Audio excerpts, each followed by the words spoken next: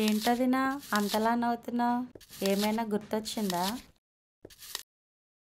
ఇన్‌స్టాగ్రామ్‌లో రీల్స్ చూస్తున్నాను. ఫుల్ కామెడీగా ఉంది. అందుకే నవ్వొస్తుంది పరిమిళ. నెక్స్ట్ ఏం చేస్తారదినా? ఏముంది, ఇంటి పనులు అయిపోయి, పేపర్ చదివేసి, భోంచేసేసి ఫుల్లుగా పడుకోవడమే. అవునా? భోంచేశాక కొద్దిసేపు ప్రార్థన చేసుకుందామా? హ్మ్.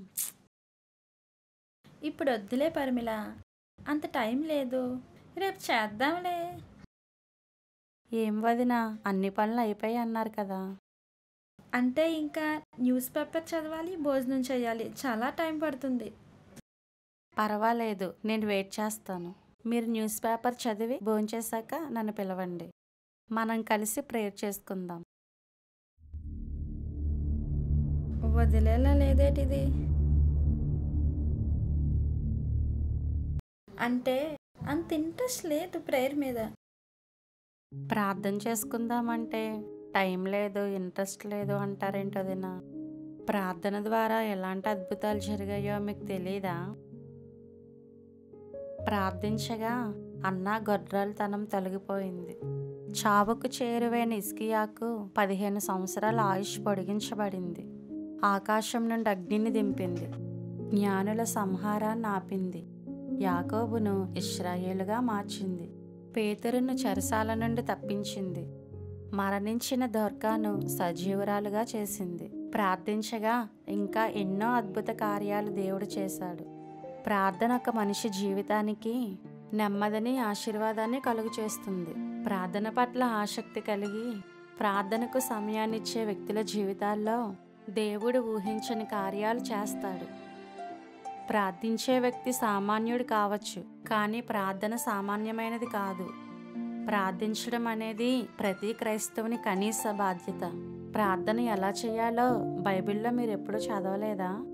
ఎడతెగక ప్రార్థించమని, రోగుల కొరకు ప్రార్థించమని, పూర్ణమైన పట్టుదలతో ప్రార్థించమని, విసుగక ప్రార్థించమని, ప్రతికూలత అనుకూలతగా మారుటకై ప్రార్థించమని, రాజుల కొరకు అధికారుల కొరకు ప్రార్థించమని దేవుడు బైబిల్లో రాయించలేదా? ప్రభువుని నమ్ముకొని బాప్తిస్మము తీసుకొని ఎన్నో సంవత్సరాలు అనుభవం కలిగిన మీరు ప్రార్థన పట్ల ఆసక్తి చూపకపోవడం, ప్రార్థిద్దామని అడిగినా మీ అంగీకారాన్ని తెలియచేయకపోవడం మీలోని భక్తిహీనతను బయట పెట్టుకోవడమే అవుతుంది. ప్రార్థన అంటే దేవునితో మాట్లాడటమే వదినా.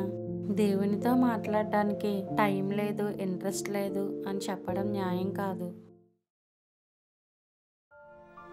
చర్చికి వెళ్ళడానికి ఆసక్తి కలుగుతుంది. పాటలు పాడడానికి ఆసక్తి కలుగుతుంది. సువార్త చెప్పడానికి ఆసక్తి కలుగుతుంది.